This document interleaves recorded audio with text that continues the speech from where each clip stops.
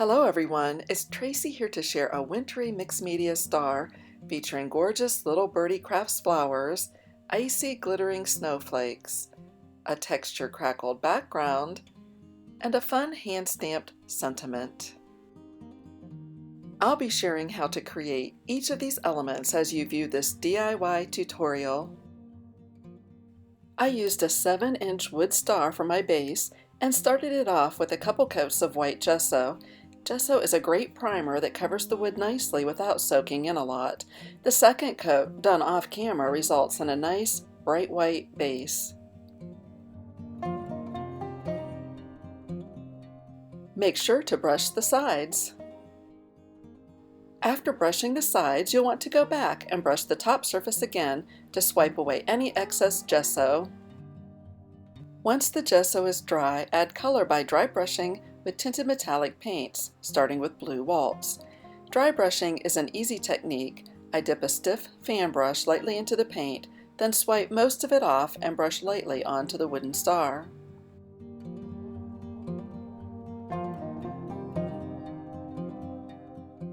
I'm brushing in one direction across the star.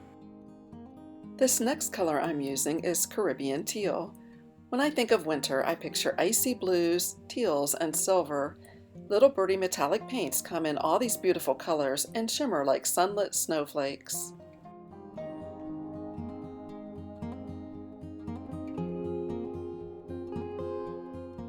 To lighten up the colors a little, I'm mixing in some white gesso, then go back in with more of the blue color, which I've also lightened.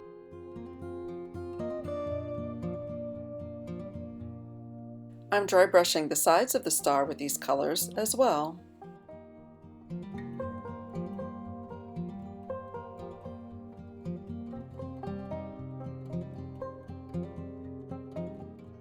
Finally, I'm adding a bit of silver charm.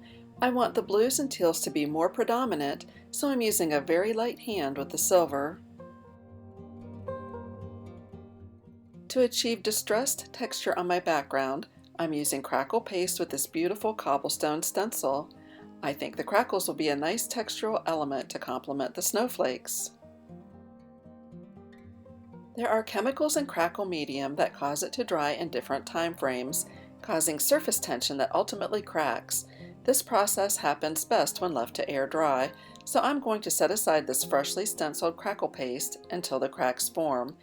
Then applications like this usually take about an hour or so depending on the humidity, but I like to make sure I get all the texture I can from this process, so I allow it to sit overnight.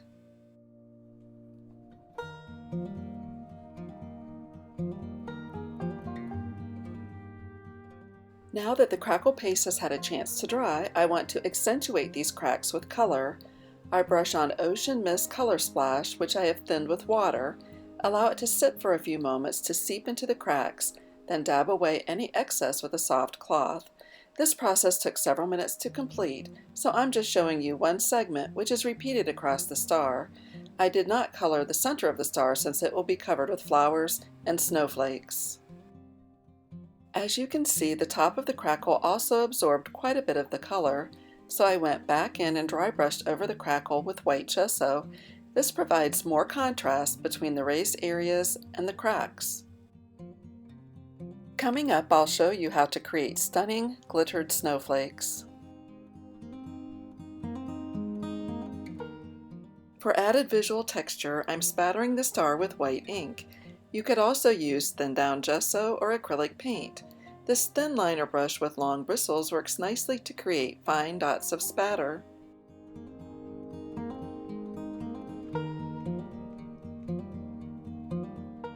I heat emboss snowflakes with a glittery embossing powder for a sparkling snowy effect.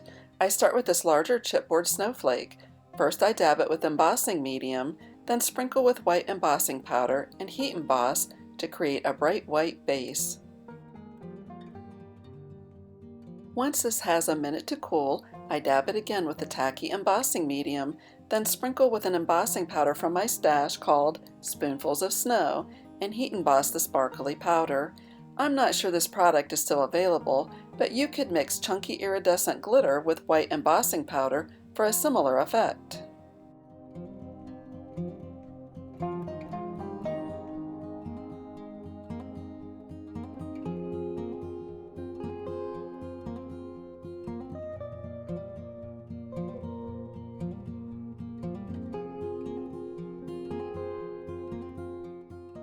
Here I have two smaller wooden snowflakes from my stash. Off camera, I gave them a coat of white embossing powder. For the next layer, I'm using holographic embossing powder, which adds beautiful shimmer. This iridescent powder is somewhat translucent, so it needs a white base to achieve the glistening snow effect I'm going for. You may have noticed that one of these snowflakes has a broken tip. I actually chose this one purposefully, since I'll be tucking it under a flower. I'm dry brushing the flowers and die-cut snowflakes with white gesso. I cut these snowflakes from a gorgeous bluish-gray page printed with boards from the Texture Brew paper collection. I'm brushing the gesso in the direction of the boards.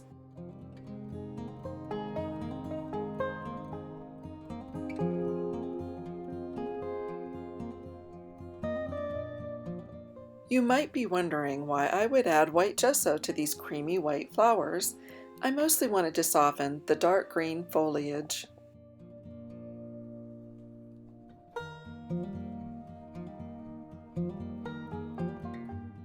I wanted my sentiment to say, "Let it snow," but didn't have a stamp for this, and my printer is out of commission, so I hand stamped the letters individually.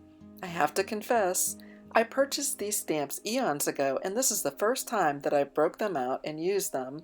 Part of the creative process for me is figuring out how to use what I have on hand to complete a project. I hope you enjoy my creative process as I arrange the flowers and embellishments and adhere them to the star. To add more texture to the background, I made a nest of sisal fiber to lay under the flowers. The glue I used to adhere the flowers over the sisal is enough to hold it in place as well.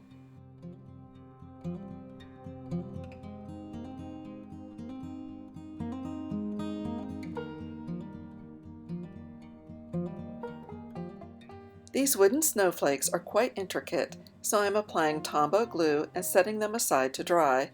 This adhesive remains tacky after drying, so I can adhere them without the glue splooging out onto the background.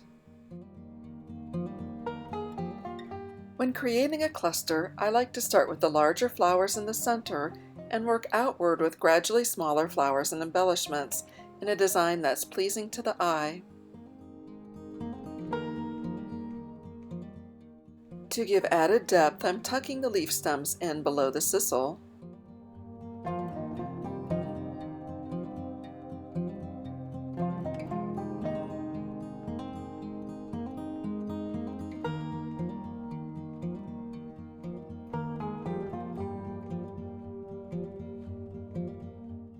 I enjoy adding textural elements at the edges of my design and glue together a few beaded flower stamen to tuck in here.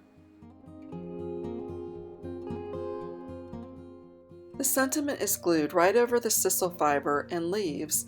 This hand-stamped sentiment is imperfect, so I'm not worried about putting it on perfectly straight.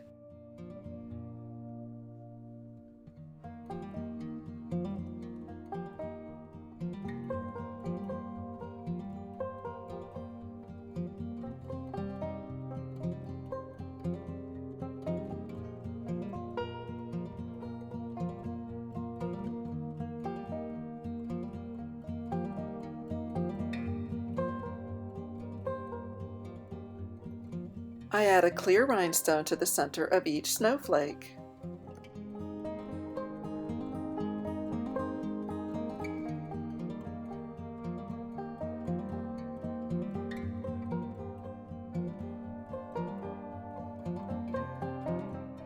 For added texture and to fill in the cluster, I'm adding pearls in various sizes. I use tweezers to dip them into soft gel medium, then tuck them into the cluster. Searching for just the right size pearl.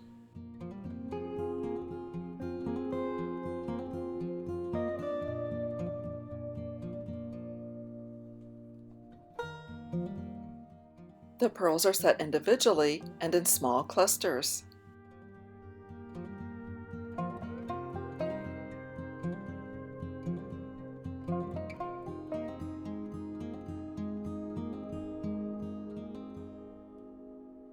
Mini craft pellets along with metal microbeads in iced slate and deep marine create gorgeous texture and can be added using soft gel medium. I had planned to use some sequins as well, but found that this combination provided the texture I was looking for.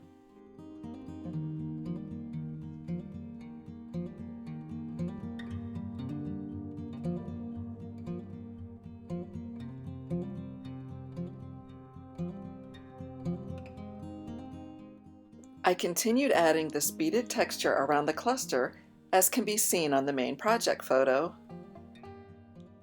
Here's a metal snowflake charm tucked under the edge of the sentiment. Shards of natural mica flakes add gorgeous icy texture around the edges of the cluster.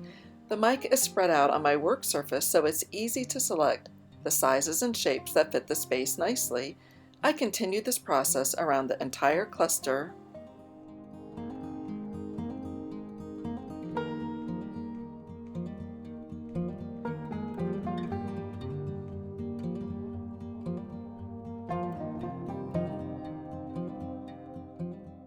Just look how the mica glimmers in the light. Finally, I'm adding a touch of white gesso to the metal snowflake charm. Thanks so much for viewing. If you enjoyed this video, please give it a thumbs up and click on the subscribe button if you're new to my channel. Here are links to more videos you might enjoy viewing. You can visit the Little Birdie Crafts store with the link found in the description. Leave a comment or question below. Your feedback and support means so much to me.